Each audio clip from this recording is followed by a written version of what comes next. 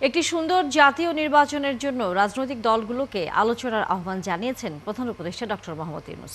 শুক্রবার বিকেলে জাতীয় সংসদ ভবনের দক্ষিণ প্লাজায় জুলাই জাতীয় সনদ স্বাক্ষরের পর এই আহ্বান জানান তিনি। বলেন, জুলাই সনদ স্বাক্ষরের মধ্য দিয়ে নতুন বাংলাদেশের যাত্রা শুরু হলো। এনসিপি বাদে প্রায় সব দল ও জোট জুলাই সনদে সই করে। মোহন ইসলামের প্রতিবেদন। কম মনে হয়েছে আপনাদের কাছে? দীর্ঘ ৮ মাস ঐক্যমত্য কমিশন ও রাজনৈতিক দলগুলোর আলোচনার পর অবশেষে জাতীয় জুলাই সনদ স্বাক্ষরের মাহেন্দ্রক্ষণ। দুপুরের দিকে জাতীয় সংসদ ভবনের সামনে জুলাই যোদ্ধাদের ব্যানারে কয়েকজনের সাথে পুলিশের ধাওয়া পাল্টা ধাওয়ার পর ৪টা থেকে শুরু হয় স্বাক্ষর অনুষ্ঠান। তবে বারবারই বৃষ্টির বাধায় পড়ে অনুষ্ঠান।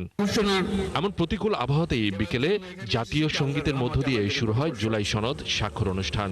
এতে বিএনপি, জামাত সহ ২৫টি রাজনৈতিক দল স্বাক্ষর করে। সই করেনি এনসিপি ও বাম জোট। যারা এই সনদে সরকারের পক্ষে স্বাক্ষর করে ঐক্যমত্য কমিশনের সহসভাপতি আলী রিয়াজ ও প্রধান উপদেষ্টা ডক্টর মোহাম্মদ ইউনূস। তাদেরকে ধন্যবাদ জানিয়ে সই দেওয়ার পর কথা বলা শুরু করেন প্রধান উপদেষ্টা। বলেন, এই সনদ সইয়ের মধ্য দিয়ে নতুন বাংলাদেশের যাত্রা শুরু হলো। আমরা এগিয়ে যেতে চাই, আমরা আর তর্ক বিতর্কের মধ্যে থাকতে চাই না। সেই জন্যই আজকে সনদ হলো। এই সনদ তর্ক বিতর্কের অবসান করবে। আমরা নিয়ম মতো চলে যাব। আমরা এখন নিয়ম মাফিক চলার জন্য তৈরি হয়েছি। এই নিয়ম যেন আজকে সই করলাম, অনেক আলোচনার মধ্যে দিয়ে আমরা সই করলাম। আওয়ামী লীগের ১৬ বছরের শাসন আমলকে বর্বর যুগ উল্লেখ করে প্রধান উপদেষ্টা বলেন, সভ্যতায় প্রবেশ করল বাংলাদেশ। এখন আমরা সভ্যতায় আসলাম এবং এমন সভ্যতা আমরা গড়ে তুলব, মানুষ ঈর্ষার চোখে আমাদেরকে দেখবে। ফেব্রুয়ারির নির্বাচনকে সুন্দর করতে রাজনৈতিক দলগুলোকে আলোচনার আহ্বান জানান প্রধান উপদেষ্টা।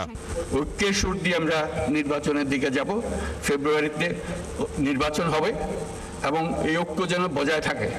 আজকে ঐক্যমত্যে আমরা যেরকম সনদ করলাম, এই রাজনীতির ব্যাপারেও, নির্বাচনের ব্যাপারেও আপনারা রাজনৈতিক নেতারা বসে, বিভিন্ন দলের নেতারা বসে একটা সনদ করেন কিভাবে নির্বাচন করবেন। প্রধান উপদেষ্টা বক্তব্যে স্মরণ করেন ৭১-এর মহান মুক্তিযুদ্ধ ও ২৪-এর গণ অভ্যুত্থানের শহীদদের কথাও।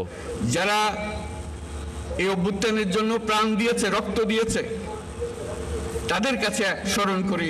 সুমন মাহমুদ, ৭১, ঢাকা।